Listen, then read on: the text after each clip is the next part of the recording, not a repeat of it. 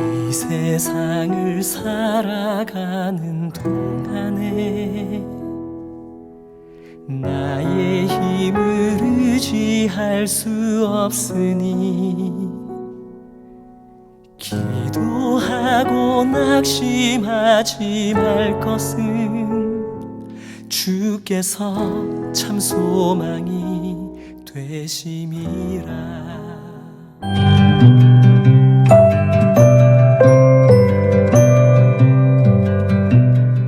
하늘빛 향기 시청자 여러분, 그리고 선교지에서 하나님의 복음을 열심히 전하고 계시는 선교사님 여러분, 안녕하십니까? 표인봉입니다. 노사연입니다.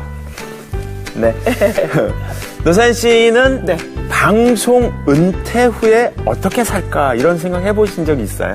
오, 방송 은퇴요? 갑자기. 갑자기. 제가 너무 네네네. 어려운 주제를. 네. 글쎄요. 좀 쓸쓸해지긴 하네요. 그렇게 갑자기 질문을 받으니까. 그렇죠. 오늘 나오실 그 분하고 어떤 연관이 있을 것 같은 질문일 것 같아요. 맞습니다. 네. 예. 은퇴 후의 삶을 하나님께 드리기로 결심하고 평신도에서 선교사로 더 역동적인 삶을 살아가는 분을 소개하려고 하는데요. 64세에 필리핀 선교사로 출발하셔서 10년간 선교사역을 하시다가요. 지금은 시니어 선교사로 그 선교사의 훈련가로 사역하고 계시는 김재복 선교사님 모시고 얘기를 나눠보도록 하겠습니다. 네. 네. 자, 먼저 소개 영상 보시고 모시겠습니다.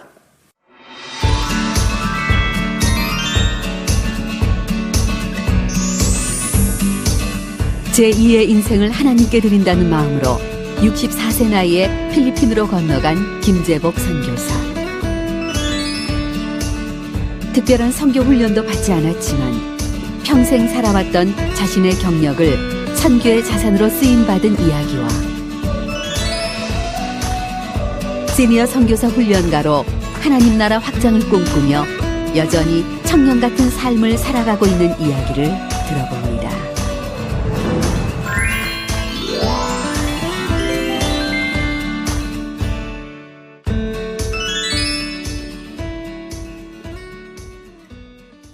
반갑습니다. 어서 오세요. 네. 자기소개 부탁드리겠습니다. 네. 네, 저는 김재복 선교사입니다. 네. 네. 장로님도. 네. 지금 장로님이시기도 하시죠? 네, 네. 제가 처음 선교지에 도착하니까 네. 도착하자마자 주위의 선교사님들이 선교사님 이렇게 부르시더라고요. 네네. 그래서 다른 사람을 찾나 하고 두리번 하면서 굉장히 익숙하지가 않으셨어요. 예, 선교사로 불림을 받는 게 네네. 좀 이상하게 들리기도 하고 했었는데 네. 한 2, 3년 지나니까 네.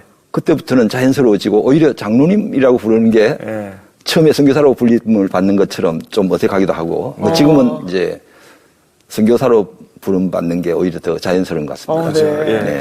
장로님보다 선교사님이 부르시면 네. 더 좀 명예 보이신 느낌을 안 드세요? 뭐 그럴 수 있죠. 아, 네. 잘 모르겠습니다. 저는 입장을 네. 이해할 수가 있는 게, 저한테 이제 목사님이라고 부르는 그래요. 분들이 조금 있어요. 조금 있는데, 집사님을 부르는 분들이 되게 많이 있어요. 왜냐면, 어떤 게 편해요? 집사 제가 24년 차인가 그렇고요. 목사 1년 차가 1년 반 차. 이러니까 네. 뒤에서 누가 집사님 그러면 이렇게 돌아보고요. 목사님 그러면 안 돌아보거든요. 네, 제가 그랬었죠. 저는, 네. 그래서 그 입장을. 왠지 모르게 목사님이시고 네. 얼굴이 정말 너무 진짜 은혜가 넘치고 네. 그렇죠. 네, 그렇습니다. 감사합니다. 네. 저 다음에 목사님이라고 부르겠습니다. 네. 어쨌든 우리 김재복 선교사님께서 네. 그 필리핀 선교를 마치고 돌아오셔서 네. 그간 선교해 오신 이야기를 이제 이렇게 책으로 묶어서 내셨습니다. 예. 네. 시니어 선교사 행전. 네. 시니어 선교에 관심을 갖는 분들이 이제 보면 좀 배울 만한 것들도 있고 네. 일종의 지침서 같은 느낌이 들거든요. 네. 어떻게 이런 책을 쓰시게 됐는지요? 네. 제가 선교지에 가보니까 네. 평신도인데 무슨 일을 할 수 있을까? 많은 사람들이 그렇게 생각을 하곤 하지만은 네. 막상 도착해 보니 너무나 할 일이 많이 있었습니다. 그래서 주위에 크리스찬으로 은퇴를 한 사람들이 은퇴 후에 무엇을 할까? 또 은퇴까지 하나님께서 지켜주시고 은혜를 주신 것에 대한 거룩한 부담을 갖고 있는 것이 크리스찬 은퇴자들의 솔직한 그 마음이거든요. 은퇴 시까지 그 본인들이 해왔었던 일들을 선교제에서 적용하면은 바로 선교가 되는 겁니다. 근데 지금 아시는 것처럼 우리나라가 은퇴 시기가 50대, 60대 오히려 조금씩 빨라지기도 하는 그런 추세이지 않습니까? 근데 반면에 유생이라든지 건강에 대한 그 인식이 달라짐으로 해서 연세는 더 길어진단 말이죠. 그쵸. 요즘 뭐 100세 시대 이런 말도 있지 않습니까? 그럼요. 네. 그러면은 50대 중후반, 60대 초반에 은퇴해서 하나님의 부르심을 받을 때까지 한 3, 40년? 그 이 기간을 어떻게 의미 있고 보람되고 또 가치가 있으면서 재미있는 그런 일인 저는 단연코 이 평신도 은퇴자들이 선교가 가장 좋은 길이다라는 것을 제가 현장에서 체험을 했습니다. 그래서 이 경험을 이런 분들한테 꼭 들려주고 싶었죠. 또 네. 뿐만 아니라 제가 이제 선교제에서 선교 준비 때부터 돌아올 때까지 계속 제가 일기를 개인적으로 기록을 해둔 게 있었는데 네. 이것을 정리를 해가지고 이런 은퇴자들 또 예비 은퇴자들에게 저의 그 경험담과 또 할 수 있는 일들이 엄청나게 많다. 본인들이 현역 시절에 해왔던 그 일이 바로 선교제에서 바로 쓰임을 받을 수 있고 또 선교사에게서 그것을 많이 필요로 한 것을 제가 현지에서 보았거든요. 네. 그것을 이제 기록으로 남기기로 했는데 솔직히 제가 그 필력이 부족하기 때문에 마음은 두고 머뭇거리고 있을 때에 담임 목사님이 많은 도움을 주셨고 또 출판사에서도 용기를 가지라면서 격려를 해주는 바람에 이 책이 나올 수 있었습니다. 네, 정말 귀한 아니, 진서가 되겠어요. 많이 부족한 책입니다. 정말 사람들 그냥 진짜 그냥 끝나면 그냥 내 삶으로 잘 살면 되겠지라는 막연한 생각들을 많이 가지는데 첫 질문이 노사연 씨 은퇴하시고 뭐 하실 거예요? 예, 제가 물어봤죠. 저는 사실 진짜 오늘 여기가 띵 맞았어요. 예, 정말 하나님을 찬양하면서 그렇게 하나님과 함께 살기는 했겠지만 이렇게 구체적인 그런 생각은 내가 어디 가서 뭐를 해야 될 이런 생각은 그냥 저는 그냥 노래를 목소리를 또 주셨으니까 좋은 찬양을 계속 불렀으면 좋겠다 했는데 예, 말하자면은 그 우리 노사연 씨 진행자님께서는 네. 그 음악을 좋아하시고 또 찬양을 잘하시니까 네. 선교에서 꼭 필요한 분입니다. 왜냐하면은 특히 필리핀이나 동남아 이쪽은 찬양들을 다 좋아들 하거든요. 그러면 음악을 들려주면은 전도요, 선교요, 하나님의 일이기 때문에 이제 다른 분도 마찬가지입니다. 자기가 해왔던 그 일을 하면 뭐 선교는 다 알겠습니다. 해됩니다. 지금 뭐 제가 듣기에는 선교지에서 스카우트 제의가 들어온 것 같습니다. 우리 선교사님, 장로님, 선교사 훈련사님, 뭐 여러 가지 역할을 지금 하고 계신데요. 64세 필리핀으로 선교를 떠나서 10년간 선교사로 계시다가 오신 거잖아요. 네, 그렇습니다. 그 이전에는 무슨 일을 하고 계셨는지가 궁금해졌습니다. 저는 해군사관학교를 졸업하고 해군사관학교. 네네. 함정 근무 전투함을 조금 타다가 그 해군에서 조선공학 해군 전문가가 필요하다고 해가지고 서울대학교 또 부산대학교 두 대학에서 조선공학과 학사, 석사, 박사 학위를 받고 해군사관학교에서 사관생도들에게 조선공학을 가리키는 교수로 재직했습니다. 이제 그러면서 현역 군인이기 때문에 계급이 이제 소령, 중령, 이렇게 대령까지 올라갈 수가 있었는데 그렇다고 해서 다 대령 되는 건 아니죠. 군이 피라미드 구조이기 때문에. 그래서 저도 어떻게 하나님께서 계급은 대령으로 또 직책은 교무처장을 거쳐서 교수부장으로 이렇게 임명을 해주셨습니다. 근데 그게 끝나는 것이 아니고 뜻밖의 정말 생각지도 안 했고 그때까지 해군사관학교 40여 년의 그 역사 속에 교수부장이 다 대령으로 끝났는데 제가 제독으로 말하자면 장군으로 승진을 시켜주셨습니다. 그건 정말 하나님의 그 은혜가 아니고는 다른 어떤 무엇으로 설명할 수도 없고요. 그리고 그게 끝나고 제가 이제 전역을 했는데 지금 전역 이후 한 25, 6년 됐지만은 아직도 교수부장으로서 별을 승진된 사람은 아무도 없는 그런 일입니다. 전설적인 인물. 그러시네요, 진짜. 그게 인물이시네요. 예. 이제 그런 은혜를 제가 받았기 때문에 너무 감사했는데다가 보통 이제 교수부장은 또 후배가 다음에 또 교수부장을 맡아야 되기 때문에 2년 임기인데 제가 2년을 다 채우기도 전에 경상남도에서 남해 대학 설립 준비 책임자를 공채를 한다는 그 광고를 보고 네. 제가 지원을 했더니 정말 은혜롭게 또 이제 그 직을 맡고 바로 이어서 초대 총장 4년을 하고 나니 또 2대 총장까지 또 연임하도록 해주셔서 총장, 네. 8년을 총장으로 재직하게 됐습니다. 이제 8년 하고 좀 쉬려고 그랬는데 또 다른 또 대학에서 대학을 좀 맡아달라고 해서 대학을 옮기게 됐습니다. 네. 진짜 바쁘셨겠네요. 네, 그렇게 살았습니다. 참 진짜 끝없이 참 달려오셨는데 그게 다 하나님의 은혜라고 생각하시고요. 네. 그 다음에 이제 예수님이 넘으셨는데 네. 그런 것들 다 놓고 정리하고 이제 선교를 떠나셨다는 네. 거잖아요. 어떻게 그런 생각이 들으신 거예요? 앞에서 말씀드린 것처럼 제가 이제 그 대학에 가게 된 이유는 그게 그 설립 목적이 기독교 정신으로 그 학생을 키운다는 대학이라서 저는 기쁘게 또 그 대학을 갔었습니다. 근데 그게 갔었는데 기독교 대학이니까 채플 시간이 매주 있게 되는데 네, 예배 드리는 시간. 네, 예배. 예. 근데 채플 강사를 잘 모셔야 되거든요. 학생들이 믿지 않은 학생도 많이 있기 때문에. 네. 근데 한 번은 채플 강사로 단기 선교를 갔을 때에 네.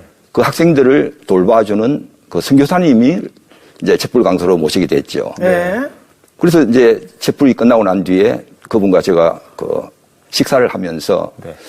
선교사님은 한국에서 목회도 하실 수가 있었는데 목사님은 왜 선교사가 되셨습니까? 또 이어서 필리핀에 계신다는데 필리핀에서 무슨 일을 하십니까? 제가 이렇게 이제 자꾸 물어보셨군요. 물어봤더니 네. 10번 설명하는 것보다도 현지 한번 와서 보시면은 잘 알 수 있습니다. 그 말씀을 듣는 순간에 저 가슴이 네. 너무 뜨거워지는 거예요. 여태까지 받은 은혜에 너무 감사해서 이제 세상 일을 그만하고 하나님 일을 해야지. 지금 해도 빠르지 않은데 라고 늘 기도하고 있었는데 그게 뭘까 하고 있었는데 그때 그 선교사님 제의가 그 답으로 들리는 거예요. 거기다가 제가 이제 바로 퇴근해서 저희 아내에게 오늘 이런 일이 있었다 그러니까 아내가 깜짝 놀라면서 여보 내가 안 그래도 오늘도 그 기도를 하고 있습니다. 우리가 이제 세상 일 그만하고 하나님을 할 텐데 하나님 어떻게 할까요? 하는데 오늘 그 선교사님이 그 말씀 하셨다는 것은 이건 하나님의 응답이 아닐 수 없다. 여보 내일 당장 사표를 내라. 그 부부가 그래서 그 다음날 제가 사표를 냈지만은 학교에서는 4년 계약을 하고 왔는데 아직 2년밖에 안 됐는데 어떻게 사표냐. 그래서 1년만 더 하라 해서 결국 이제 3년, 이제 1년을 더 한 뒤에 사표를 내고 이제 선교사의 길로 들어서기로 했죠. 네. 놀랍네요, 진짜. 요약하자면 대학교 총장님인데 네. 그냥 사표를 딱 내고 내고 그냥 가신 거예요. 평신도 사역하러 선교지로 가야 되는 결정을 내리신 거란 말이죠. 결단한다는 마음이 되게 순종의 마음이죠. 예. 야, 꽤 어려운 마음인데 어쨌든 딱 분별해가지고 딱 맞다 그러면 맞습니다. 가고 행동하고. 그래서 이제 출발을 하신 시기가 있으실 텐데 네. 준비가 돼야 뭐 선교사가 되는 거 아닙니까? 네, 맞습니다. 선교사가 되려면 그냥 현지로 팍 뛰어들면 그게 맞아요. 그렇죠. 그래. 예. 어떻게 진짜 준비하는 과정을 준비 과정. 예. 네. 그래서 네. 그 아내랑 그 선교사님 댁을 선교지를 한번 가보자라고 사표를 내고 바로 이제 필리핀으로 갔었습니다. 2주간 방문 계획으로 갔는데 그 선교사님 댁에 머물면서 그 선교사님께서 하시고 계신 사역지를 두루 다 보여주셨습니다. 네. 그 농촌 교회 개척, 성경 공부, 또 협력 사역 뭐 등등등을 두루 보여주는데 내가 와서 이 선교사님을 도우면은 되겠다. 저는 그 선교 교육도 받지 않았고 또 그 신학 뭐 선교학을 전공 공부도 하지 않았고 다만 그 평신도 선교사로서 이제 작정만 하고 왔기 때문에 당장 할 수 있는 것은 선교사님이 힘든 일을 하시면 되겠다. 그래서 제가 그 선교사님께서 사역하시면서 제일 힘든 게 뭡니까? 라고 여쭤봤습니다. 그랬더니 그 선교사님 말씀이 주일날 아침 일찍부터 사역지가 3곳이 있었습니다. 그 당시에. 네. 그 3곳을 두루 다니고 돌아오면은 저녁 늦게 되는데 그때는 거의 파김치가 되는데 그럴 때에 산길 비포장 도로 등을 운전해서 올 때에 그 운전이 제일 힘들다. 그래서 선교사님 그럼 그 운전은 제가 하겠습니다. 어머. 라고 이제 그랬더니 그 선교사님이 막 웃으시면서 정 그러시다면은 다음 세대 청년들을 복음화하는 일을 장로님은 하시면 좋겠습니다. 그러기 위해서 지금까지 교육에 이제 종사해 왔기 때문에 여기 와서 젊은이들 특히 이제 대학교에서 학생들을 가르치면 어떻게 했느냐라고 제의를 해주셨습니다. 네네. 그래서 저는 뭐 지금까지 그 길로 살아왔기 때문에 그럼 어느 대학에서 저를 받아주고 가르칠 수 있겠습니까? 그랬더니 선교사님께서 당장 내가 아는 대학이 하나 있으니 한번 가보자. 그래서 같이 이제 그분께 연락을 하고 그 대학을 방문했습니다. 대학 총장님과 이사장님을 만나서 저에 대한 설명을 했더니 제가 전공했던 조선공학과가 그 대학에는 개설이 안 돼가지고 결국 자기들이 저가 아니면 가르칠 수 없는 과목이 있는데 그 과목을 좀 맡아주면 안 되겠느냐. 그래서 그 과목이 뭐냐 그랬더니 네. 한국어라는 겁니다. 아, 한국어. 한국어. 네, 한국어 그 당시에 이제 한류가 동남아에 이렇게 불기 시작했거든요. 네. 아, 네. 그래서 저는 뭐 딱 맞네요. 예, 그럼 저 한국어는 뭐 자신 있죠라고 이제 그 대학에 자기들로서는 한국어 원어민 교수를 한 명 이제 채용게 된 거죠. 자기들 입장에서는.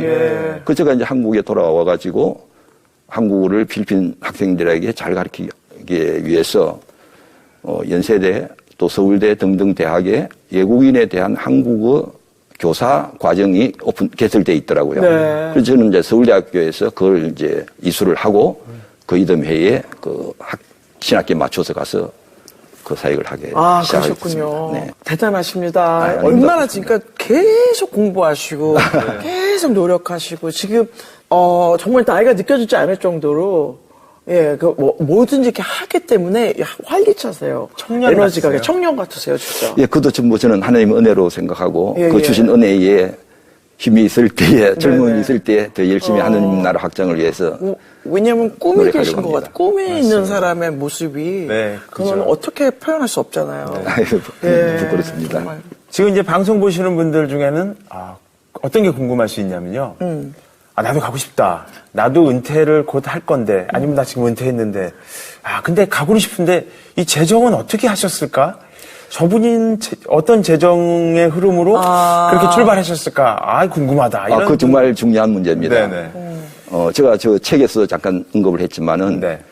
필리핀에 도착해서 얼마 되지 않았을 때에 그게 저 아는 집사님 한 분을 만나서 같이 저녁을 먹었습니다. 그러면서 그 집사님이 자기 일을 좀 도와달라는 겁니다. 이제 그 전에 저한테 무슨 말씀을 하는가 하면은 장로님 필리핀에 어떻게 뭐 하러 오셨습니까? 그래서 선교하러 왔다. 그랬더니 장로님 선교가 뭔지 압니까? 그 사람은 저보다도 한 20살 정도 나이도 어린 젊고 사람. 네. 또 교회 직분도 집사인데 선교가 뭔지 압니까? 이렇게 저한테 선교사로 오면서 저한테 물어보는 거예요. 그래서 제가 조금 서운하기도 하고 그래서 제가 질문을 했죠. 그러면 집사님은 선교가 뭐라고 아시고 계십니까? 그러니까 조금 더 머뭇거림 없이 장로님 선교는 돈입니다 그러더라고요. 선교는 돈? 그래서 제가 의아했죠. 예. 왜 그렇게 선교는 돈이라고 합니까? 그랬더니 그분 말씀이 지금 많이 와 있는 선교사님들이 복음을 전한다면서 그 사람들에게 필요한 것들 양식이면 그냥 가난하니까 뭐 쌀도 주고 우유도 주고 이렇게 하는데 막상 그분들이 쌀, 우유 등을 안 받고 또 선교사님이 선교지를 비우고 한국으로 가셨다 하면은 그분들이 계속 하나님을 우리 구주로 믿겠습니까? 저는 회의가 갑니다. 사실 그럴 수도 있거든요. 그렇기 때문에 지금 같은 그런 방식의 선교가 아니라 그분들한테 꼭 필요한 것을 줘야 됩니다. 그리고 그 꼭 필요한 게 뭡니까? 그랬더니 우선 먹고 살 수 있도록 해줘야 된다. 그렇죠. 근데 어떻게 해요? 그랬더니 필리핀은 70% 이상이 지금도 산업이 농업입니다. 그래서 농사를 통해서 이 사람들한테 먹을 거를 해결해 주는 것이 급선무고 그 뒤에 이 먹을 것이 하나님의 은혜로 내게 왔다 하는 것을 가르쳐 주면은 그 살아있는 복음이 된다. 그럼 어떻게 하면 그렇게 되겠습니까? 그랬더니 그 집사님이 저를 만나자는 이유가 자기는 필리핀에 커피가 많이 나고 앞으로 커피가 수요가 많을 것으로 예상되어지기 때문에 이 사람들한테 커피 재배 기술을 가르쳐 줘서 그걸 갖도록 하자. 그렇게 해서 제가 협력을 했는데 제가 지나서 보니까 선교는 돈이라는 말이 맞는 것 같습니다. 그러나 저는 처음에 이제 필리핀에 선교사로 간다고 할 때에 저희 원칙을 정했습니다. 저는 평신도이기 때문에 자비량으로 선교를 한다. 그리고 또 필리핀은 한국보다 생활비가 한 20% 정도 좀 적게 듭니다. 그래서 네. 한국에서 교회에 드리는 그 헌금과 또 현지에서 절약되어지는 그 생활비만큼만 선교를 한다. 이제 그렇게 했는데 하나님은 그렇게 그냥 저를 그냥 놔두시지 않더라고요. 각 자식들 그리고 형제들이 아버지가 또 형님이 가는데 우리가 가만히 있을 수 있겠느냐. 뭐 5만 원씩 10만 원씩 이렇게 보내주는 거예요. 그래서 제가 거절할 수가 없지 않습니까? 네. 거기다가 또 교회에 또 친한 장로 중직자들이 장로님은 그 더운데 현지에서 고생하는데 우리는 선교비로라도 후원을 해드리는 것이 맞다면서 정말 요구도 하지 않았는데 또 보내주시는 거예요. 그래서 이렇게 받은 돈을 그 선교지에 필요한 그 재정으로 썼는데 특히 이렇게 이제 계획이 없던 후원금으로서는 현지 학생들의 장학금으로 많이 썼습니다. 그래서 제가 지금 이제 10년 하고 나오니까 그때 그 장학금으로 큰 학생들이 대학을 졸업하고 직장에 가니까 11조를 하게 되고 헌금을 하게 되니까 그 교회의 재정이 굉장히 여유있게 되어지는 겁니다. 그래서 저는 앞으로도 평신도가 재정에 대해서 전혀 걱정하지 않아도 하나님이 다 채워주시기 때문에 네. 그 출발만 하면 된다. 믿음이 있으시구나, 믿음이. 네. 예. 이제 필리핀 사역이 64세부터 10년입니다, 그죠? 네. 예. 그 사이에 있었던 일이 궁금하지 않으세요? 예. 어떤 일이 있었는지. 제가 이제 예. 필리핀에 도착한 3일 후에 첫 주일이었습니다. 그래서 아까 저를 필리핀에 오도록 소개했던 그 선교사님의 사역하는 그 농촌에 있는 교회에 첫 주일 예배를 네. 드리러 이제 갔는데 농촌에 있다 보니까 그 마을 근처에 접근하자 주위에 어린 아이들이 눈에 많이 보였습니다. 네네. 필리핀의 농촌은 한국의 70년, 80년대와 거의 비슷하기 때문에 애들이 한 4-5명씩 이렇게 많아요. 네, 많아요. 그래서 그 어린애들을 저희들에게 복음을 전해야 되는데 하고 느낌을 갖고 그 교회에 들어갔는데 주일학교가 없는 거예요. 네. 그래서 그 선교사님께 선교사님 주일학교가 없습니까? 그랬더니 네 없습니다. 왜요? 그랬더니 우선 교사할 사람이 없다. 그리고 또 주일학교를 하려면은 어린이용 의자도 필요하고 집기류가 필요한데 또 예배 순서도 시간도 조정해야 되는데 그런 문제 때문에 못한다. 그 장로님 왜 물어보십니까? 자, 주일학교 한번 하실래요? 그런 거야. 예, 저 하겠습니다. 그래서 바로 이제 첫 주에 그런 마음을 들어서 우선 와 있는 청년들 몇 사람을 제가 불러가지고 이 교회는 어린이들부터 이렇게 키워놔야 맞아요. 교회가 부흥될 수 있다. 나를 좀 도와달라. 그 자기들은 주일학교를 전혀 경험하지 못한 청년들이기 때문에 우리가 뭘 하면 됩니까? 그러더라고요. 전혀 모르고 있어요. 네, 모르고 있었습니다. 근데 참 감사하게도 필리핀 그 기독교 서점에 주일학교 공과 이런 주일학교를 할 수 있는 그런 교재들은 있는 겁니다. 그래서 어느 나라 언어로요? 자기 나라. 예. 예, 이제 그것도 영어본도 있고요. 네. 그 제가 그 당시에는 현재를 거의 조금밖에 몰랐기 때문에 이 책이 무슨 책이라는 걸 알 수는 있었죠. 그래서 이제 그걸 사가지고 청년들한테 주면서 이대로 하면 된다. 우리가 연습을 한번 해보자. 3개월을 준비를 하고 난 뒤에 주일학교를 시작을 했습니다. 네. 그랬더니 이제 교회가 부흥이 되고 그랬죠. 이제 이 소문이 이제 지역사회에 알려지게 되니까 어느 날 한 여자 선교사님께서 저를 좀 만나자는 겁니다. 그랬더니 그 선교사님이 한 4년, 5년 정도 자기 교회로부터 10여 분 떨어진 빈민촌에 네. 어린이 급식 사역, 빈민이기 때문에 배가 막 고프지 바빠질 때 못 먹으니까 이제 죽을 써주면서 어느 모자를 통해서 자기 교인이죠.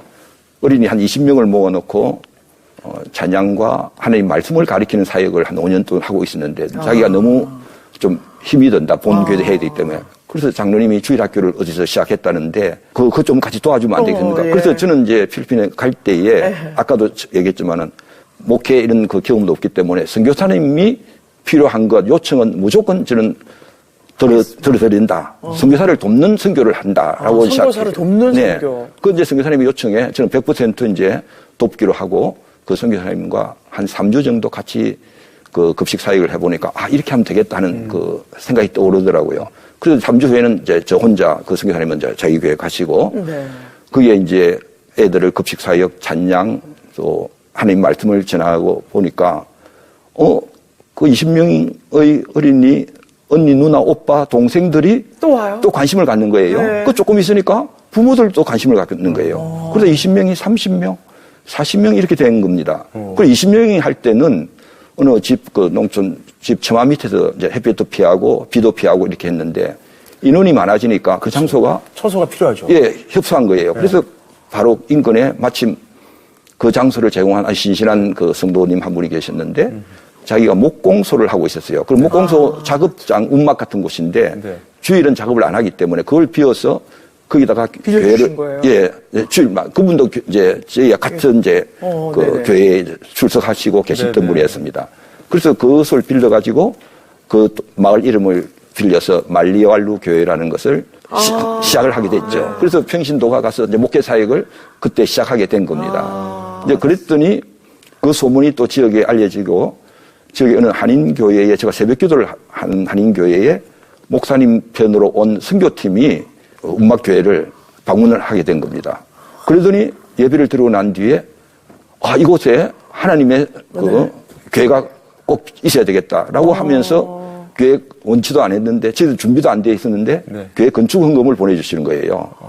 그 건축 헌금을 받고 보니까 어디다 짓지 어떻게 짓지 그렇게 해서 이제 찾고 또 하니까 하나님께서 또 좋은 적당한 장소를 또 제공해 주시고 해서 교회가 건축이 돼갖고 그 교회에 제가 이제 돌아올 때까지 이제 목회 사역을 계속 했었습니다. 그렇군요. 아니, 아까 말씀해 주시는 게 놀라운 게 어떤 이제 선교사님이 그러면 소문을 듣고 와서 급식도 좀 같이 이렇게 좀 했으면 좋겠다. 그래서 이제 급식판을 버려놨는데 네. 그 선교사님은 버려놓고 자기는 가고. 아직 그 성교사님은 본래 자기 교회가 자기 있었거든요. 교회가 예. 하시고. 그리고 혼자 이제 남아서 어쨌든 그거를 예, 하시는 할 때에 이런 흐름이 네. 하나님이 하시는 흐름이 아니면 이게 가능하지가 않잖아요. 예, 저는 뭐 단연코 네. 성교는 하나님이 하시는 일이다. 그렇군요. 예. 저 여쭤보고 싶은 게 그렇게 이제 동역자들도 많이 생기고 예. 근데 어쨌든 사모님하고 같이 가신 거잖아요. 네, 그렇습니다. 예, 예. 그러면 아내 사모님은 어떤 역할을 현지에서 하셨어요? 저희 아내는 결혼 한 40년째 그때쯤 됐을 때 갔거든요. 네. 그동안 서로 성격이 서로 너무 특이하게 달랐기 때문에 부부 다 그렇게 성격이 달라요. 네, 아니 어떻게 다릅니까? 예, 저는 이제 오늘 말씀 나눈 것처럼 네. 뭐든가 이렇게 차분하신가요? 차분하고 계획적이고 그런데 네. 저희 아내는 굉장히 그 적극적이랄까 제가 그런 면이 많이 있기 때문에 충돌이 좀 많이 있었는데 네. 앞서 그 우리 선교를 가자라는 네. 것은 너무나 그 둘이 같이 딱 맞은 딱 맞았고 네. 그 다음에 선교를 하자는 거에 대해서는 조금 더 그 차이가 없이 같았습니다. 네. 그래서 제가 이제 선교지에 갈 때에 네.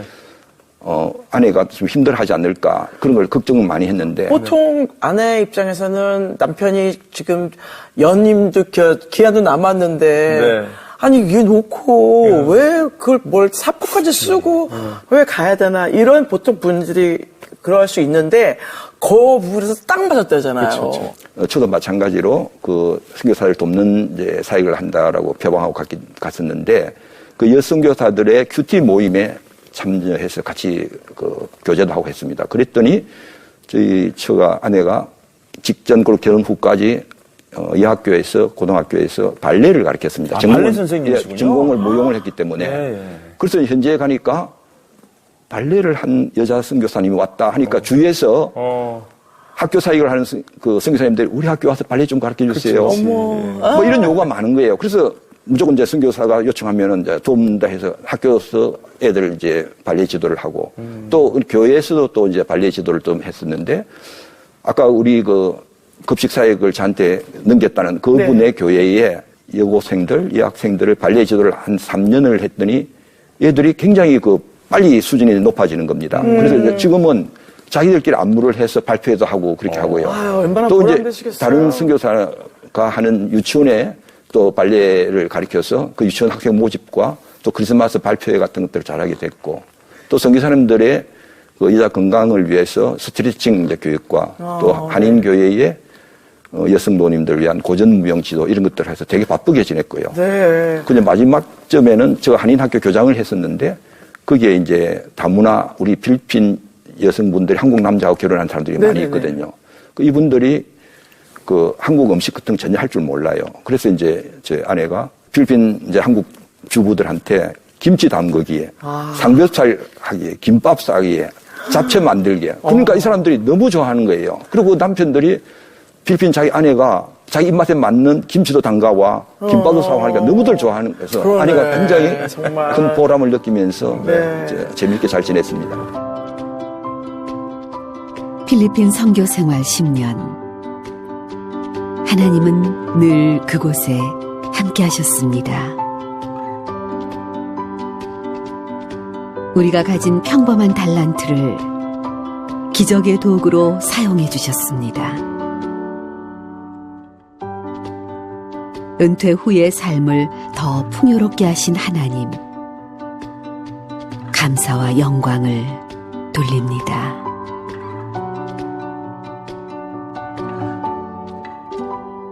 GP 선교회 시니어 선교 동원 훈련을 담당하고 있는 김재복 선교사입니다. 오늘 역사와 전통이 깊은 구준산 성광교회 사마리아 MTC 훈련생 여러분들에게 후반전의 삶을 선교로라는 제목으로 약 40분간 함께 말씀을 나누게 된 것을 큰 영광으로 생각합니다. 제가 독일에 유학 중일 때에 독일 속담에 엔데굿 알레스굿이라는 말이 참 인상적이었습니다.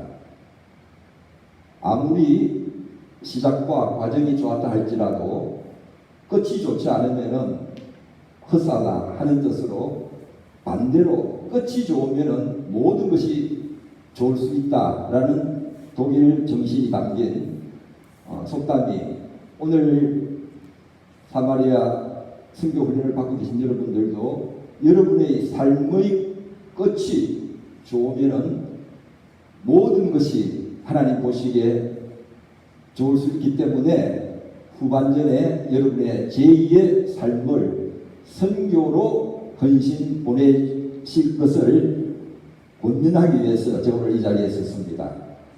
오늘은 먼저 CGN TV에서 하늘빛 향기라는 제목으로 저의 대담 프로 30분짜리가 있습니다. 그것을 먼저 여러분이 시청하셨죠?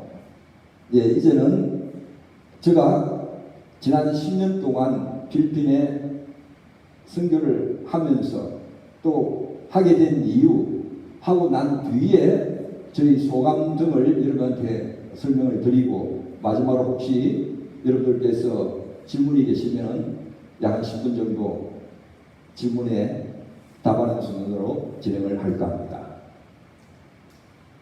지금 우리나라는 생활 환경이 좋아지고 또 보건과 환경 그리고 교육열이 높아지기 때문에 우리의 삶이 이미 100세 시대에 들었다는 얘기를 하고 있습니다.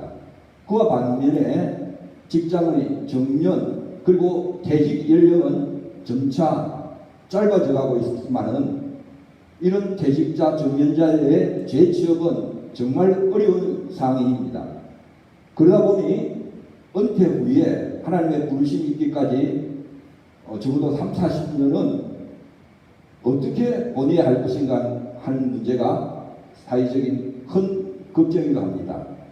하나님께서 우리에게 가르쳐 주실 때에 요엘서를 기점으로 사도행전 2장 17절 후반부에 보면은 너희 아들들과 너희 딸들은 예언을 하고 너희 젊은이들은 환상을 보고 너희 나이 든 사람들은 꿈을 꿀 것이다 라고 했습니다.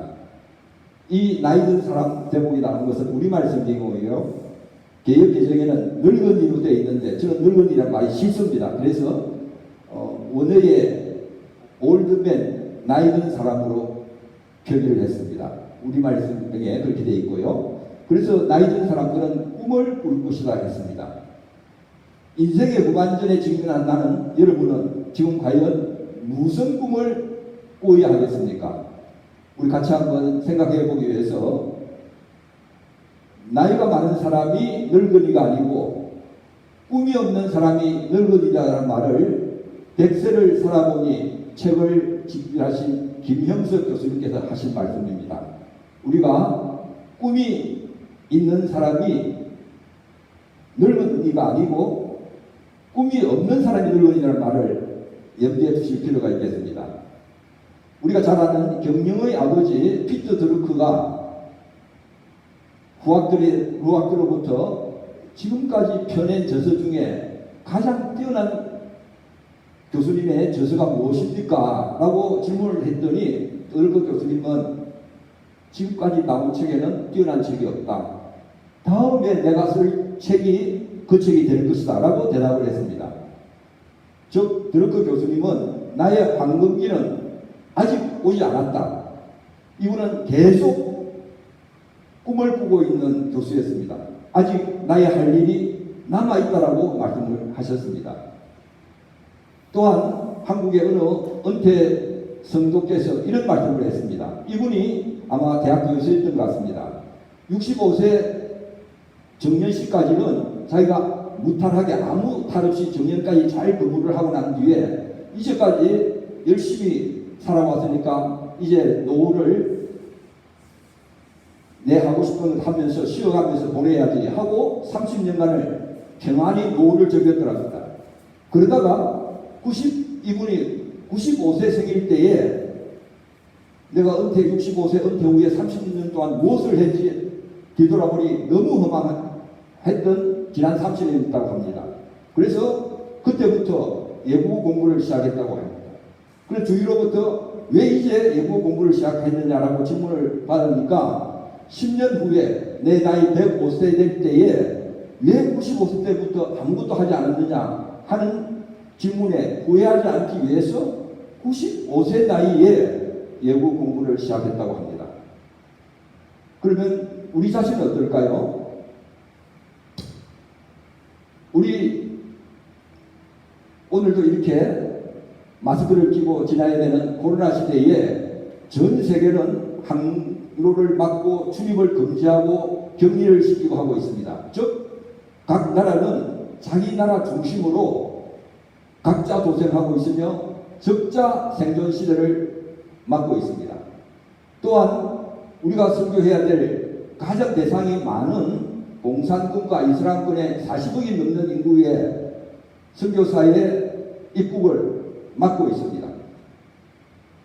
또한 지금까지 기독교의 선진국이었던 유럽들이 동성애, 탈기독화, 세속화 등으로 오히려 종전에 기독교 선진국이 이제는 선교를 해야 할 재선교 국가로 부상하고 있습니다. 그런데 한국의 선교사 파송 현황은 어떤가? 우리나라 전 선교 단체를 총괄하는 한국 세계 선교협의회 KWMA에서 2019년 연말 통계 자료를 발표한 바 있습니다.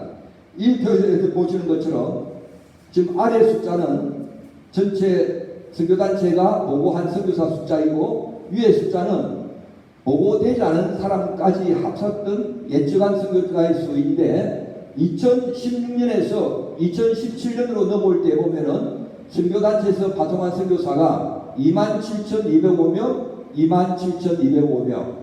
즉, 한 명도 선교사의 증거가 없다는 겁니다. 그 이전에 보면은 2010년대는 매년 1000명 단위로, 몇백 명 단위로 전년도 대비 선교사가 많았지만은 2016년을 기점으로 선교사가 거의 새로 들어오는 선교사가 없어졌다는 겁니다. 왜 이런 현상이 일어날까요? 선교사 지망자가 줄어든다는 겁니다. 그 조금 전에 보셨던 KWMA의 감소 추세입니다. 그렇다면은 오늘날 선교사를 배출하는 모판이라 할 수 있는 한국 교회의 현실은 코로나 영향으로 인해서 교인 수가 감소되고 전반적으로 한국의 인구가 감소되는 데다가 소위 가난 교인이 점차 증가하고 있지 않습니까? 그러다가 이제 온라인 비대면 예배에 익숙했기 때문에 성도의 수가 감소하고 그 결과 교회의 헌금액이 절대적으로 줄어드는 것이 전반적인 추세입니다. 따라서 한국 교회의 다운사이징, 이제 지출 소요를, 교회 지원 수를, 교육자 수를 줄이지 않으면 안 되는 그런 상황에 부딪히고 있습니다. 이러한 때에 앞서 보았던 세계 선교를 우리 한국교회가 세계의 제2위로 두 번째로 많은 선교사를 파송한다고 했는데, 이런 코로나 상황과 한국 교세의 감소로 인해서 선교를 하지 않아야 될까요? 그렇지 않다는 겁니다. 그럼 그 해결책으로는 평신도가 선교사로 나가야 된다고 저는 여러분들한테 권하고 싶습니다. 왜 그런가 하면은 지금까지 전통적인 선교, 즉 교회를 개척하고 개인 전도를 중심으로 하는 그런 선교는 선교사 비자 획득이 더욱 어려워지고 있기 때문에 이런 방식의 선교는 앞으로 더 기대하기 어렵게 됩니다. 그럼에도 불구하고 선교 대상 국가에서 자국의 유익이 되는 구제를 위한 선교, 평화, 교육, 건축, 빈곤 대치 등에 대해서는 비자를 그래도 발급을 하고 있습니다. 두 번째로 제가 필리핀에 가 있어 보니까 저희 그 선교지에 약 한 200여 명의 한국 선교사님들이 계셨는데 그 중에 70%는 목회자 선교사였습니다. 목회자 아닌 저 같은 평신도가 약 한 30-40분 됐는데, 목회자 선교사의 경우에 보통 평균으로 2명의 자녀, 즉 4인 가족이 생활하고 있었습니다. 그러면 2명의 자녀의 교육비, 4인 가족의 생활비, 최소한 필리핀 지역은 월 150만 원 가지고는 최저생활에 불과합니다. 그리고 그 이상의 선교 사역비가 지원되어야 비로소 목회자님들이 선교사로 선교를 하실 수가 있습니다. 지금 한국 교회가 한 특정 선교사에게 매달 200만 원 그 이상의 액수를 후원하기는 그렇게 쉬운 것이 아닙니다. 그러나 평신도는 어떻습니까? 평신도는 오랜 사회적인 경륜이 있기 때문에 어떤 문제 해결 대처 능력이 신학대학을 나와서 전도사로, 부교육자로 또는 담임 목사로 있다가 선교사로 온 사람보다도 사회생활을 많이 했기 때문에 문제 해결 능력이 그분들보다는 더 많았습니다. 또한 오랜 신앙적 경륜을 갖고 있습니다. 또 본인이 정년을 맞기 전까지 한평생 종사했던 그 분야에 이미 전문가이기도 합니다. 우리가 잘 알다시피 골리앗을 물리쳤던 다윗의 물맷돌은 평소에 다윗이 양떼를 몰기 위해서 흔히 하던 일이 물맷돌로 양을 관리하는 일이었습니다. 그때에 골리앗을 만났을 때 평소에 해왔던 그 물맷돌로 일격에 적장수 골리앗을 넘어뜨리지 않았습니까? 마찬가지로 평생 특정 분야에 종사하다가 은퇴하신 분은 종사했던 그 분야에 모두가 전문가입니다. 또한 평신도 은퇴자들은 아직은 은퇴 시기에도 건강할 뿐만 아니라 본인 스스로의 생각은 여전히 젊었다고 생각합니다. 역시 또 젊고요. 또 대부분의 최근의 은퇴자들은 본인의 노후 대책을 대비하고 있습니다. 또 은퇴 시까지 건강하게 잘 직장에 근무할 수 있도록 하나님으로부터 건강과 물질의 혜택, 직장의 안정을 대우받은 것에 대한 거룩한 부담을 갖고 있는 것이 사실이기도 합니다. 그러면 코로나 이후의 세계 선교는 누가 해야 되겠습니까? 답은 분명히 나온 겁니다. 은퇴하신 전문가가 선교를 해야 됩니다. 지금 당장 은퇴를 하지 않으셨던 현역이라 할지라도 앞으로 5년, 10년, 15년 다 은퇴할 수밖에 없습니다. 저는 이분들을 예비 시니어 크리스찬으로 부릅니다. 이분들이 선교 일선에 나서야고 저는 주장하고 싶습니다. 우리가 인생의 4주기설을 보면은 태어나서 30세까지는 공부해야 되고 군에 가야 되고 취업 준비를 해야 되는 삶의 준비기라고 할 수 있죠. 그러고 난 뒤에 60세까지는 자녀 부양을 해야 되고 교육을 해야 되고 가장으로 책임을 져야 되기 때문에 의무부양제입니다. 그렇기 때문에 비로소 60세가 지나야 자기가 하고 싶은 것, 자아실현이라 그것을 저는 90세까지 보고요. 90세 이후는 이제 타인의 도움을 받는 의존기가 되겠죠. 그래서 자기가 하고 싶은 것을 자기 뜻한 바를 실현할 수 있는 시기가 60세부터 90세입니다. 즉 은퇴자들인 겁니다. 또한 유엔에서 2015년도에 발표할 때에 17세까지를 미성년자, 18세부터 65세를 청년이라고 했습니다. 그리고 79세까지 중년기, 노년기, 장수노인 이렇게 했습니다. 앞서 말씀드렸던 김영석 교수님께서는 100세를 살고 보니 책에서 65세에서 75세가 인생의 황금기라고 하겠습니다. 앞에서 보았던 자아실현기, 중년기, 인생의 황금기가 바로 은퇴한 그로부터 10년, 20년 사이의 시기가 됩니다. 그러나 이 은퇴 후에 아무리 시기가 그렇다더라도 은퇴 후의 삶은 성취가 있어야 되고 보람이 있어야 할 것입니다. 또한 그 하는 일에 감사가 있어야 하고 그 일에 대한 의미와 가치가 있어야 할 것입니다. 또한 본인의 건강과 하는 일을 통한 기쁨이 있어야 합니다.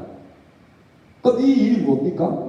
저는 모범답을 섬기고 베푸는 삶이라고 봅니다. 우리 크리스찬이 섬기고 베푸는 삶의 한마디가 바로 선교입니다. 그래서 저는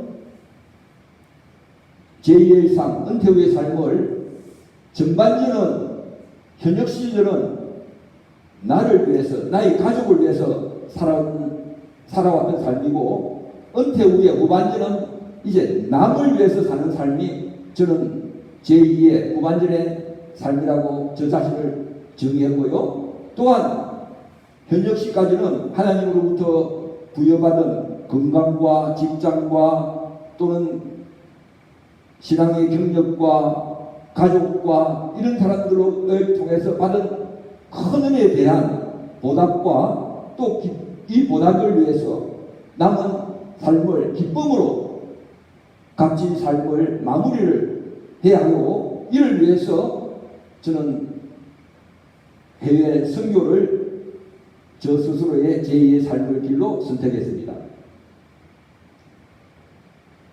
그럼 어떻게 준비를 했느냐? 제가 선교 예정지를 여러분 앞에 동영상으로 보셨겠지만은 2차례 답사를 했습니다. 이 답사를 통해서 선교 현지의 필요가 뭔가 하는 것을 중점적으로 답사를 통해서 파악한 결과 그 답으로 현지 선교사를 돕는 일을 하기로 결심했습니다. 그래서 세부 준비로 또 현지인들과 초기 접촉점을 위해서 한국어 교사 자격 시험 공부를 제가 학부에 공부했던 서울대학교의 부설언어교육연구원의 이 과정을 밟았습니다. 지금은 우리나라 많은 대학에 한국어 교사 자격증 과정이 개설되어 있기 때문에 손쉽게 또 사이버 대학을 통해서도 원격 수업을 통해서도 쉽게 취득할 수가 있습니다. 그러면 2009년도에 동영상을 보신 것처럼 제가 선교지에 나와가지고 10년 후인 2018년에 돌아왔습니다. 이 10년 동안 무엇을 했느냐? 처음에는 초기 정착과 적응을 위해서 저를 선교지에 오도록 권유한 협력 선교사의 사역을 동행하면서 배우는 기간 1년을 가졌고요. 이 기간 동안에 한국어 교육과 선교사 지원 협조를 했습니다. 그 뒤에 본격 사역은 평신도인 제가 최초에 전혀 계획도 하지 않았고 준비도 없었던 목회 사역의 길로 하나님께서 저를 인도하였습니다. 목회 사역 기간 동안에는 교회를 개척하고 건축하였으며 이 개척하고 건축한 교회를 통하여 특히 주일학교와 청소년들의 제자와 사역에 역점을 두었습니다. 아울러서 지역 협력과 봉사를 했는데 현지 선교사의 요청을 100% 수용 지원을 했고, 이 과정에서 현지 선교사협의회, 한인교회협의회, 현지 교민사회에 많은 요청이 있어서 그들도 제가 할 수 있는 한 모든 것을 다 수용해서 지원하는 시기로 10년 사역을 보냈습니다. 처음 먼저 2년 동안에는, 약 한 2년 반 동안에는 SACT 대학 약자고 또 SMT 두 대학에서 한국어 교수로 강의를 했습니다. 이 강의를 하는 동안에 저는 뭐 가나다라를 배워주지 않았고 하나님은 우리를 사랑합니다. 바로 그렇게 가르쳐 주었습니다. 그럼 걔들이 하나님이 뭔지를 모르지 않습니까? 그러면서 하나님은 천지를 창조하신 하나님이요 이렇게 설명을 해가면서 한국어를 통한 선교를 할 수가 있었습니다. 또 현지 선교사들이 한국어 동시 통역대학원을 설립을 했는데 제가 이 교사 자격증을 지도하고 갔기 때문에 이 전임 교수를 해달라고 해서 이 수업도 초기에 열심히 했고, 이렇게 되니까 주위에 여러 학교에서 한국어 강의 지원 요청해서 선교사님들이 요청하면은 거절하지 않고 100% 지원을 해 주었습니다. 그 다음에 초기에 2009년도에 제가 갔는데 2010년도부터 2012년까지 약 3년 동안은 커피 재배 협력을 했습니다. 정력 뜻밖의 사역을 하게 됐는데 이 사역을 통해서 자비랑 선교, 텐트 메이커 선교, 비즈니스 에즈 미션 사역을 체험할 수가 있었습니다. 이 사역을 통해서 커피 재배 관련 농민 교육을 담당했습니다. 이게 무슨 말이고 하면은 제가 현지에 도착하고 한 1년 뒤에 한국에서 알고 지냈던 어느 집사님이 필리핀 현지를 방문해가지고 저를 만나자고 했습니다. 그 만났더니 우리 동영상에는 이미 잠깐 나왔습니다. 그분이 저에게 도와달라는 겁니다. 장로님은 교육 전문가니까 커피 재배를 위해서 이 농민들이 커피가 무엇이며 어떻게 키우며 그걸 키워야 되는 이유, 키웠을 때에 나에게 오는 유익이 뭔가 하는 것들을 가르치는 것은 장로님이 제일 잘하니까 좀 가르쳐달라. 제가 교육으로 평생을 살아왔기 때문에 그건 내가 해줄 수 있지 해가지고 농민들에게 커피 재배 관련 교육을 했는데 제가 커피에 대한 문외한이기 때문에 그때 이 사역을 하면서 지역 필리핀 국립대학과 같이 협업을 했거든요. 그 국립대학으로부터 커피는 어떻게 심고 비료는 어떻게 주고 또 농약은 어떻게 처리를 하고 하는 것들에 대해서 자료를 다 받아가지고 제가 공부를 해서 농민들에게 교육을 했습니다.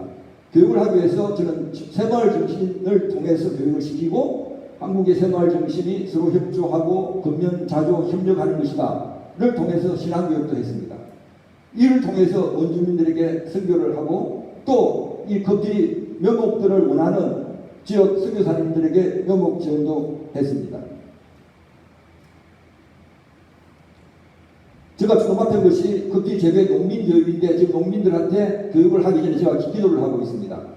여기서 또 다른 곳에서 교육을 하고요. 이 현장 실습을 또 인솔해서 하고 있는 장면들입니다. 가장 뜻깊은 것은 이 커피를 재배 교육을 하기 전에 오늘 우리 장로님께서 소개를 하고 시작했던 것처럼 기도로 시작하고 이 커피는 가장 중요한 것이 햇볕과 비의 양입니다. 그러면은 우리 커피가 잘 수확되도록 적당한 햇볕과 비가 필요한데 이 비를 내려주고 햇빛을 비춰주는 것은 다 하나님입니다. 그래서 여러분들이 거두어드리는 커피가 알찬 수확이 되도록 하기 위해서 하나님께 감사해야 되고 그에 대한 우리가 또 감사의 기쁨을 표현할 수 있어야 된다. 모든 우리 삶의 주관자는 하나님이시다. 이런 것을 교육할 수 있기 때문에 제가 여기에 기쁘게 동조를 했습니다. 그런데 문제는 이 커피 앞서 봤던 그 묘목을 1년 동안 양묘장에서 키워가지고 이 키워진 커피 묘목을 이제 영원히 자기가 자라서 열매를 맺을 곳으로 저희들만 시집을 보내야 됩니다. 그러면 이 커피를 넓은 면적이 필요를 한데 그 면적을 우리가 세를 내서 커피를 재배하면 별로 농민들에게 소득이 가지 않습니다. 그래서 그 면적 땅을 무료로 사용할 수 있는 땅을 우리가 확보를 해야 되는데 필리핀도 우리 한국 비슷하게 국가의 많은 땅을 국유지로 갖고 있습니다. 그러면 그 국유지는 우리 같은 국토부가 관리하는데 실질적으로 국토부가 할 수 없기 때문에 지역에 있는 주둔 군에게 군용지로 그것을 관리토록 하고 있었습니다. 필리핀도 마찬가지고요. 그래서 군 부대에 유유지가 많고 우리는 당장 북한이라는 또 때로는 중국이라는 이런 가상 적이 항상 우리를 도시탐탐 노리고 있지 않습니까? 필리핀은 그런 적이 없어요. 그래서 국방부가 관리하는 땅은 그냥 농사를 짓고 내버려두고 그냥 멀리놓고 있는 거예요. 근데 그게 차단해가지고 우리나라는 전 땅을 육군 부대가 하고 있는데 우리가 육군 1군, 2군, 3군 이렇게 있듯이 필리핀도 북부군, 중부군, 남부군이 되어 있어요. 나누어져 있어요. 그 저희가 있던 곳이 북부군인데 북부군 사령관이 지금 이분인데 수리스타 중장이었습니다.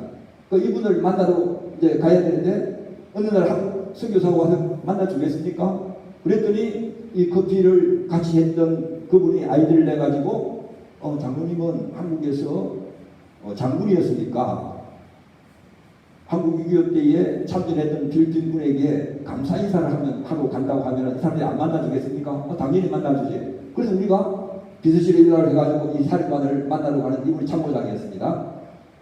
한국 참전해줬던 필리핀 군에게 한국 예비역 장승이 감사 인사로 가겠습니다. 제가 와이나 오라고 하는 겁니다. 그리고 갈 때에 우리가 인삼차하고 막 잔뜩 가져가서 이분을 만나서 이제 만나고 동기를 설명했더니 기꺼이 자기 땅을 보고 어디를 골라라는 겁니다. 그렇게 이제 땅을 둘러보고 있습니다. 이 접니다.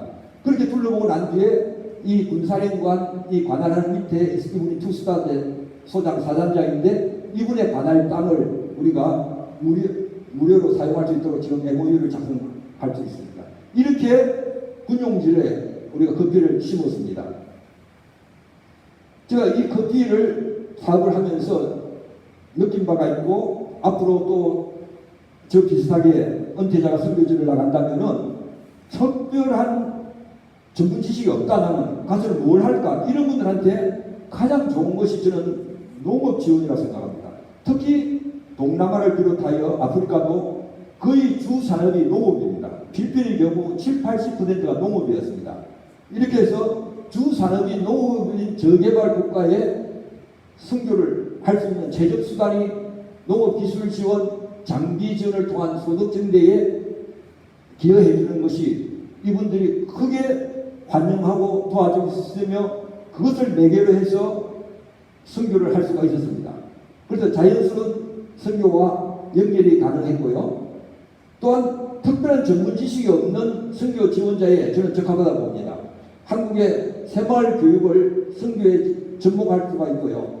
여러분 혹시 보셨는지 모르겠지만 북한 응유 2년 6개월간 하다가 불려난 캐나다 국적 임현수 목사님 간증 유튜브를 보시면은 이 임 목사님께서 2년 6개월 동안에 북한 감옥소에 있을 때에 아주 무료했지만은 휴일날은 자기가 할 수 있는 것을 주의할 수 있는데 텃밭을 관리하고 농사를 지었더니 이렇게 농사가 정말 마음을 편안하게 하고 소득을 주는 게 없더라. 이를 통하여서 식량이 부족한 국가, 저개발 국가에 농사를 짓도록 하는 것은 아주 좋은 선교 수단이 되겠다는 것을 이분의 간증에서 유튜브에서 발표하고 있는 것을 제가 들었습니다.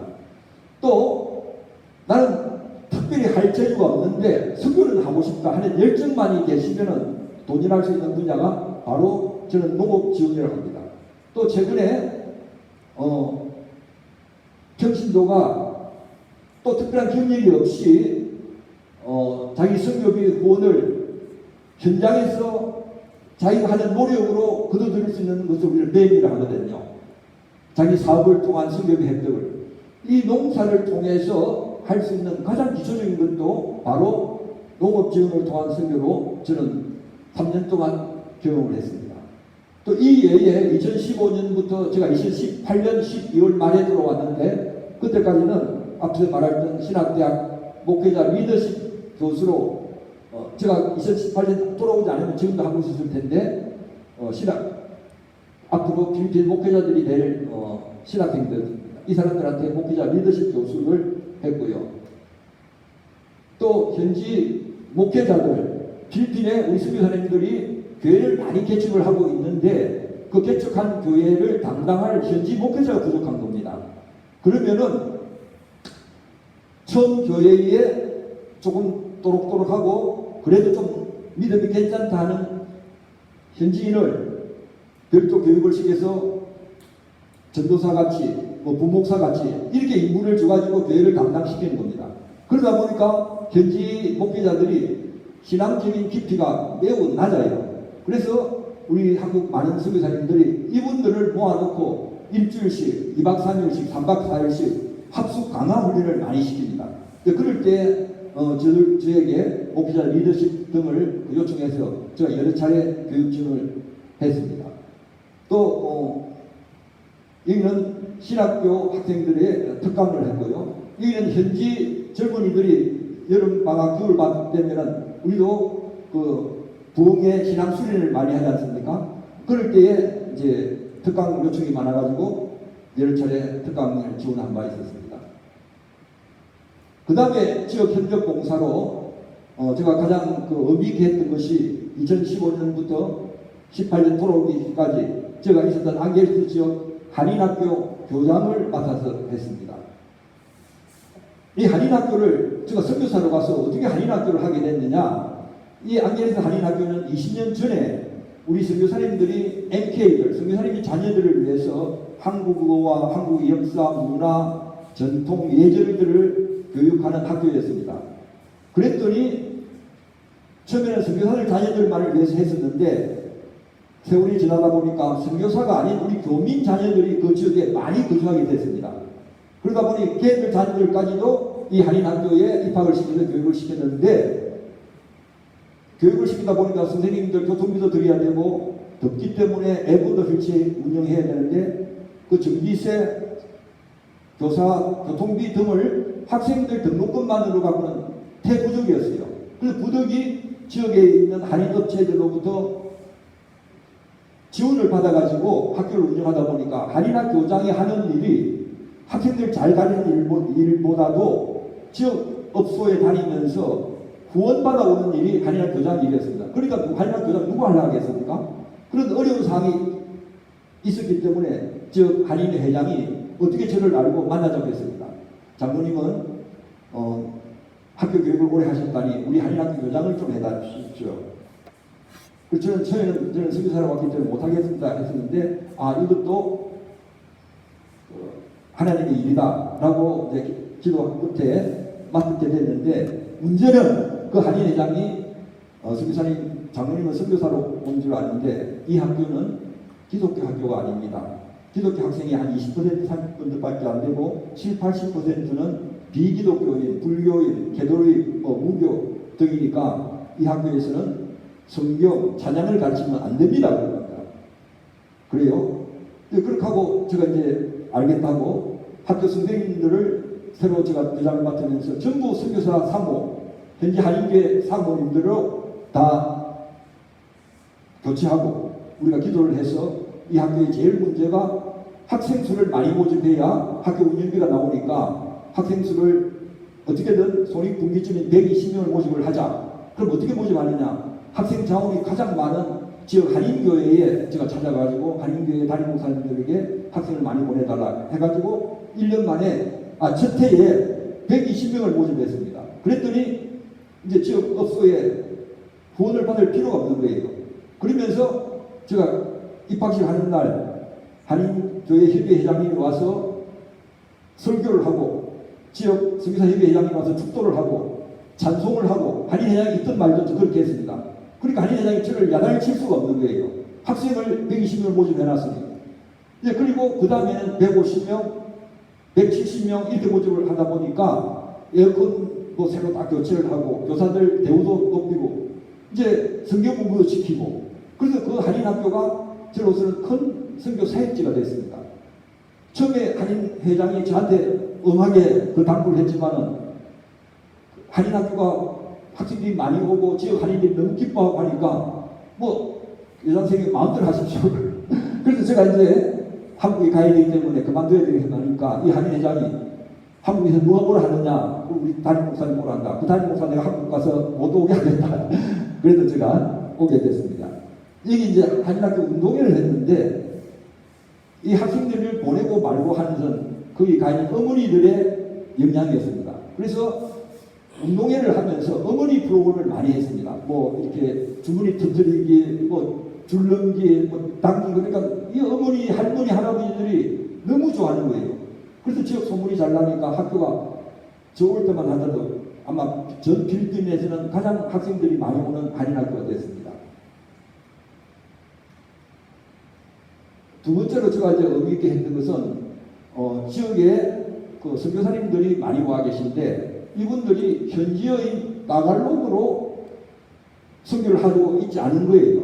그 저도 처음에는 필리핀은 영어권이니까 영어만 하면 되겠지 하고 갔었는데 저도 그랬고 우리 선교사님들이 많이 사역하는 사역 지역이 주로 빈민촌 좀 어려운 지역이다 보니까 그 지역은 부모들이 자녀들을 학교에 보낼 수가 없는 겁니다. 초등학교, 중학교가 어묵여인데도 뭐 준비물 같은 것은 자기가 사가지고 가야 되니까 부모들이 사줄 수 없으니까 학교 가지 마라 하면 애들이 안 가는 겁니다. 그럼 안 가고 뭐 하냐면 그냥 동네에서 놀고 있어요. 그런 애들이 대다수니까 제대로 교육을 못 받았기 때문에 영어를 못 하는 거예요. 그런 어린이 대상으로 사역을 하려면 현지어를 모르고서는 사역을 할 수가 없는 겁니다. 그래서 저는 부득이 가서 3년 차부터 정말로 죽으라고 이제 단을 외우고 공부를 했는데, 그때 저 나이가 65, 70세 가까이 됐죠. 젊은 나이에도 예고는 단어 암기지 않습니까? 정말 힘들었습니다.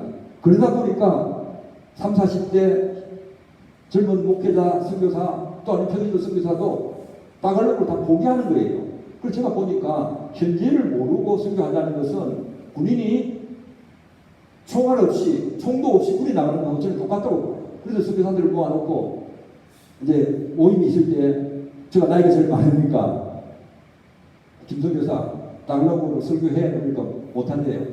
그렇게 해서 선교사로 할 수 있어. 그럼 어떻게 우리 같이 공부하자. 그렇게 해서 선교사들을 모아가지고 선교사 따갈록 스타디 그룹을 제가 이제 인도를 했습니다. 근데 이 주위에 처음에는 8명이 시작하다가 제가 볼 때는 15명이 됐는데, 제가 이제 군대식으로 아침 사역이 없는 월요일 날 아침 9시부터 오후 4시까지 했거든요. 도시락 싸가지고 와서.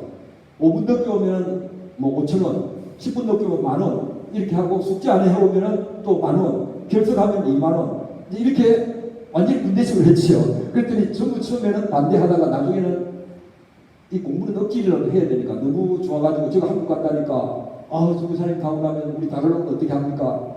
저도 지금은 이제 거의 다 잊어먹었지만은 참 의미 있는 사역을 했고요. 이쪽은 이제 제가 살고 있는 지역에 주민 대표를 또 했습니다. 선교사님들이 아무도 안 하라는 거예요. 이제 현지인과 한인들 간에 분쟁이 생겼을 때에 그 조정을 하는 일을 해야 되는데, 그래서 저는 선교사를 도우러 갔기 때문에 4년 동안 그 마을 동대표 같은 역할을 하면서 선교사를 돕는 일을 했습니다. 이제 한 가지 또 빠뜨릴 수 없는 것은 제가 필리핀으로 간 게 2009년에 갔는데 딱 1년이 지나니까 내 수술로 귀국하는 어느 선교사님이 저를 좀 만나자 하더니 자기가 내 수술을 했는데 주치의가 1년 동안 안정을 기해라. 그 선교가 어디에 뭐 안정을 기해서 할 수 있는 일이 아니지 않습니까? 그래서 안정을 기할 수 있는 가장 좋은 방법은 한국으로 가셔야 되는 겁니다. 근데 이분이 교회를 최근에 지었는데 그 교회를 놓고 한국으로 가기가 너무 부담되는 거예요. 그래서 제가 그분한테 그게 왜 부담됩니까? 선생님 다시 돌아오면 그게 맡으면 안 됩니까? 그랬더니 만약에 내가 어느 다른 선교사한테 맡아놓고 갔다가 1년 뒤에 돌아오면은 그 선교사님이 전 교인들을 자기 사람으로 만들어 놓고 그 선교사를 오지 못하게 하는 경우가 있을 때요. 그러면서 그걸 걱정하는 거예요. 그래서 목사님, 선교사님, 그걸 왜 걱정합니까? 아무도 없어요. 제가 맡아 드리니까 안심하고 갔다 오라고. 그래서 이제 1년 후에 11월 달에 이 교회, 비칼이라는 교회를 제가 맡았습니다. 11월을 하면 한국도 마찬가지지만 연말 증산을 해야 되고 새 설계를 해야 되고 재직을 임명해야 되고 주일학교 개편, 구역 개편, 뭐 신방계획 이런 목회 전체적인 계획을 해야 되지 않습니까? 그걸 할 시기인데 제가 어디 한국에서 장로로만 계속 있었지 목회를 해봤습니까? 근데 그 현지 교회를 맡아가지고 현지 목회자하고 연말 이때 뭐 하느냐. 일단 성탄을 해야 되고, 그 다음에 연말 결산을 해야 되고, 재직 새 임명을 해야 되고, 부서 개편을 해야 되고, 그거 하자. 그렇게 해서 이 1년 12월부터 전임 목회자가 하는 사역을 아무것도 모르면서 시작했죠. 그래서 이제 그 다음 해에 이 선교사님 돌아오셨는데 1년 동안에 목회자가 해야 할 일을 1년 뭐 어린이날 행사, 여름 수련회 딱 만 1년 동안에 할 수 있는 일을 모조리 다 배웠습니다. 그래서 이 교회가 제가 참 인사를 하고 이 아주 교회는 참 잘 지은 교회인데 이 1년을 하고 나서 2001년이 딱 지나니까 무슨 일이 생긴 거 하니까 2012년도에 어떤 일단 동영상에서 이미 아마 설명을 들어서 잘 아실 텐데 어떤 여자 선교사님이 자기를 좀 도와달라는 겁니다. 그게 뭐냐 했더니 자기가 빈민촌에 급식 사역을 하는데 좀 도와달라. 그래서 제가 그걸 도와주기 시작했습니다. 그래서 매주 토요일 날 이 음악 죄송합니다. 이 음악에 이제 처음에는 이 음악 바깥에 어린이들을 모아가지고 급식 사역을 했습니다. 그리고 성경과 찬송을 가르쳐주는 것을 하게 됐고요. 이를 통해서 한 처음에 20-30명 어린이가 나오더니 제가 맡아가지고 3주, 4주 되니까 언니, 오빠, 누나, 동생이 나오고 좀 있으니까 이제 아버지, 어머니들이 나와가지고 한 40명, 50명 되니까 이 교회를 해야 되는 겁니다. 그래서 이제 그 동네 이름이 말레알루거든요. 그 말레알루 처치라고 이렇게 적당한 간판을 걸고 이 야자수 밑에다가 풍선을 달고 이 음악에다가 가림막을 하고 제가 교회 예배를 제가 설교를 하고 있는 겁니다. 통역을 하고 있고요. 이때 제가 처음으로 평신도가 설교를 하게 됐습니다. 그랬더니 그 이런 회에 그 동영상에서 나왔던 것처럼 어떤 한국 선교팀이 와가지고 여기에다가 교회를 지어야 되겠다 하고 건축 헌금을 지원을 해주는 거예요. 그래서 제가 그 교회를 지을 생각도 없었고 지어보지도 않았는데 헌금을 받고 보니까 짓지 않을 수 없는 상황이 돼서 지었습니다. 그래서 이렇게 시삽을 하고 건축을 하고 여기에 이제 기본 예배를 한국 담임 목사님 또 한국교회에서 신부장로 저를 오게 했던 선교사 저를 건축사기를 하게 했던 선교사들을 모시고 있습니다. 테이프 커팅을 2013년 10월 7월 해가지고 제가 귀국하기 직전까지 7년 동안 주 사역을 했던 교회가 바로 이게 말레알루 여기 보면 굿브랜치 처치입니다. 굿브랜치 무슨 말을 같습니까? 우리 요한복음식 5장에 나는 가지요 합니다. 제가 지금 출석하고 있는 교회가 장지교회 굿브랜치 처치입니다. 그래서 이게 말레알루 굿브랜치 처치가 됐습니다. 아까 우리 오다 보니까 이게 이제 살림 무슨 교회 이렇게 되어 있대요. 두 번째 교회는 제가 시간이 있으면 참 재밌는 얘기가 있는데 그냥 락 오브 설베이션이라고 구원의 반석 교회를 개척해서 여기에 시삽을 하고 교회를 지어서 역시 제가 우리 담임 목사님 모시고 여기 현지인 목회자하고 여기도 굿브랜치 처치죠. 락 오브 설베이션 굿브랜치 처치를 개척했고요. 2017년도에 건축을 했는데 이듬해 2018년도에 바로 여기서부터 한 3km 떨어진 곳에 아로에서 살룸교회라고 자기들이 현지 교회를 이 교회에서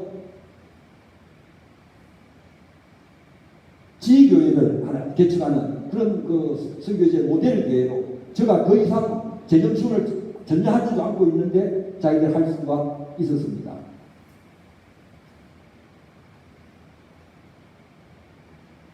그러다가 2008년 12월 말에 사역을 종료하고 귀국했습니다. 왜 귀국했느냐?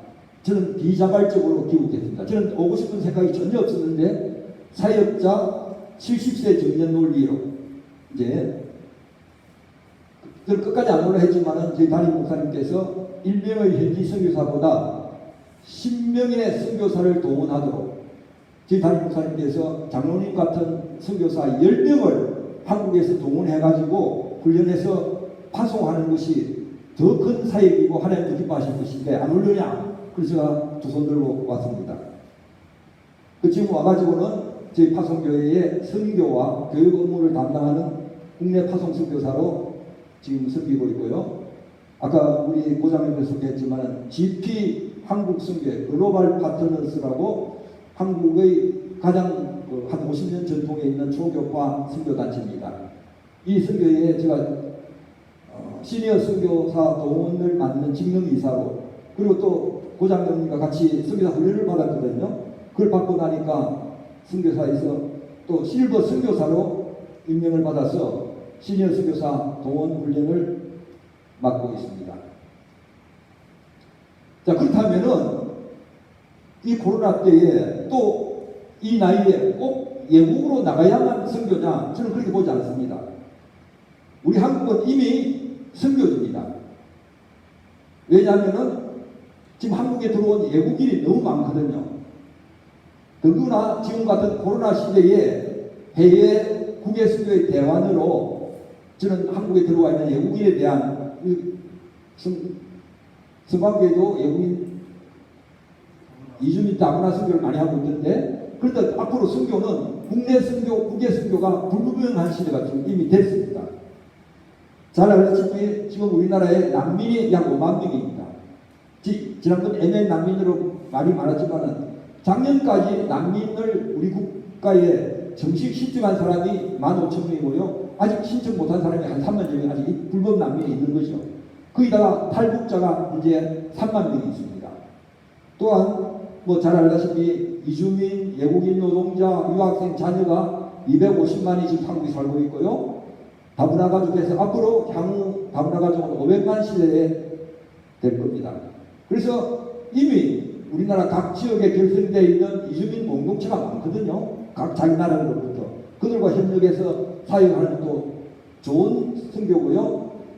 이 이주민들을, 난민들을 신학 교육을 해서 자기 나라로 역파송하면은 우리가 가는 것보다도 몇 배의 선교 효과를 거둘 수 있다고 봅니다.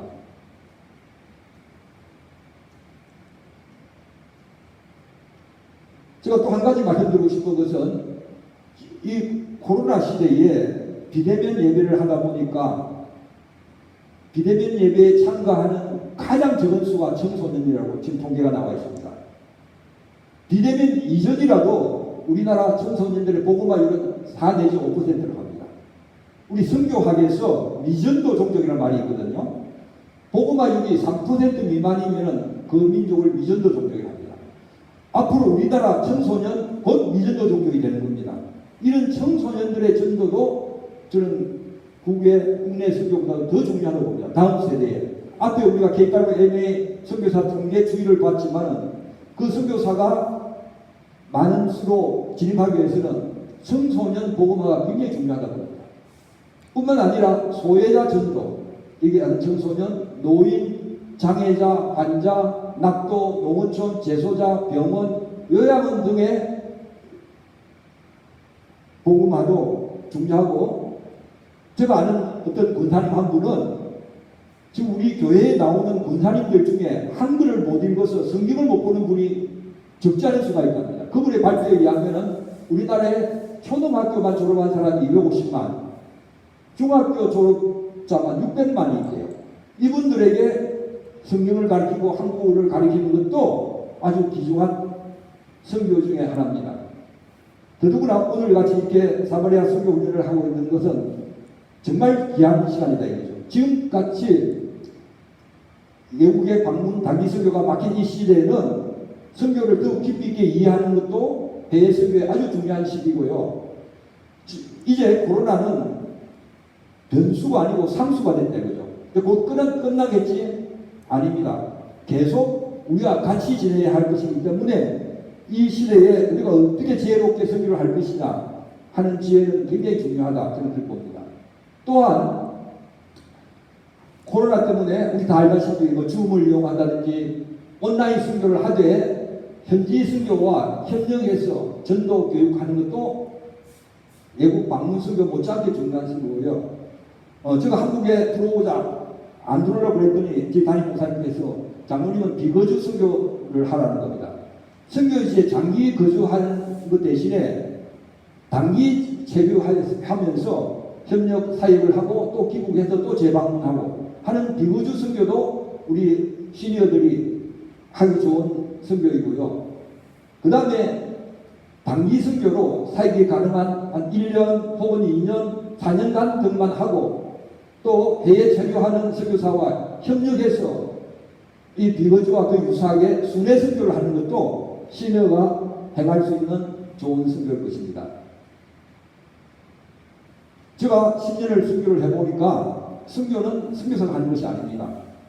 선교는 하나님이 하십니다. 선교하는 마음만 먹으면은, 그리고 하나님께 맡기가 들리면은, 앞서 말씀드렸던 GP 등 선교 전문단체가 여러분을 도와드릴 것입니다. 지금까지 말씀드렸던 이러한 것들, 그 이전에 말씀드렸던 이 모든 것이 여러분 동영상에 봤던 것처럼 제가 시니어 선교사 행연이라는 책으로 평신도 필리핀 10년 선교 사역 일지 책을 이렇게 발간을 했습니다.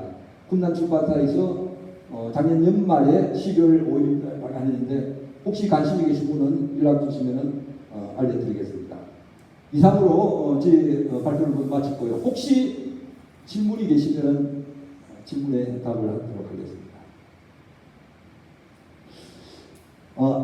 아까 돌아오기 전에 어떤 분이 저한테 이렇게 물어보더라고요.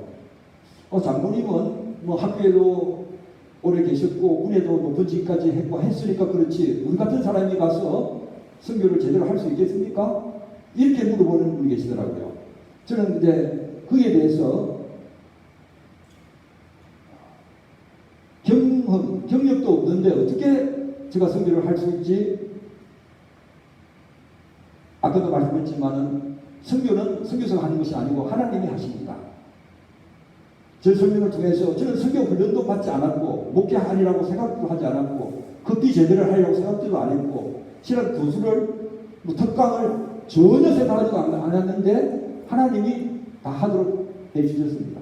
더더구나 지금은 우리 GP 등 선교 전문단체가 사전훈련, 멤버 케어 여러분들이 가서 당면하게 될 여러 가지 어려움, 또 건강 문제, 자녀 문제, 한국에 일시 귀국했을 때에 거주할 공간 이런 것들은 이런 선교단체가 다 지원을 해줍니다. 그래서 경험도 없고 경력이 없더라도 두려워할 필요 없고요.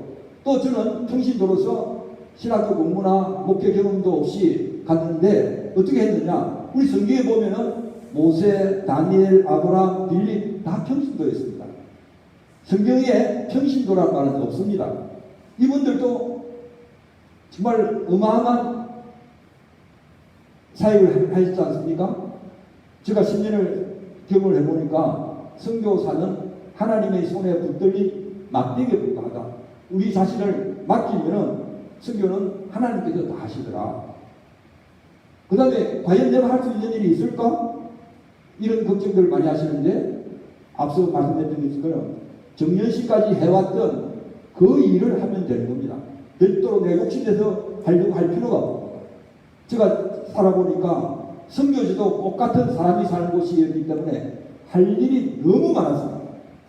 그리고 선교사를 돕기만 해도 또는 팀 사역이나 협력 사역으로도 평신도는 경험과 경력이 없더라도 얼마든지 할 수가 있었습니다. 그리고 또 많은 분들이 선교를 하려면은 선교비 후원은 어떻게 받습니까?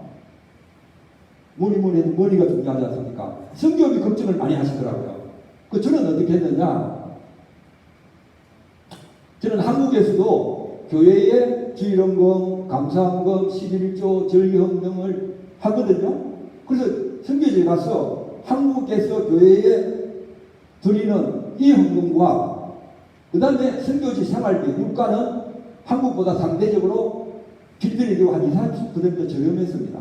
그래서 여기서 교회에 드리는 헌금과 여기 생활비 전략분을만 가지고 이 두 분 금액만큼만 한다 하고 저는 그 필리핀에 갔습니다. 그리고 파송교회에 저는 파송 선교사로 가지 않고 자비랑으로 가겠다. 그렇게 모집을 했는데 파송교회에서는 안 된다 하고 이제 파송 선교사로 가긴 했습니다만은 이 돈만큼만 가지고 한다고 했는데 하나님이 절대 그냥 안 두시더라고요. 하나님께서 모든 필요를 적기에 공급해 주시고요. 자비랑으로 갔는데 아까 말씀드린 교회 건축비 저희 파송교회가 건축비 낸 것도 없습니다. 단기 선교로 와서 감동을 받은 어느 전전처가 잘 모르는 교회에서 건축비를 지원했고요. 또 하나는 우리 은퇴하는 신부장로님이 은퇴 기념으로 또 두 번째 교회를 짓게 해주고요. 저 특이한 것은 NGO의 지원으로 그 빈민 마을에 다리도 놨고 그 교육관도 짓고 이렇게 해서 선교사가 선교를 하려면은 여러 번 반복되지만 하나님께서 까마귀를 통해서 다 지원을 해주었습니다. 이상으로 부족하지만은 저희 설명을 모두 마치도록 하겠습니다. 감사합니다.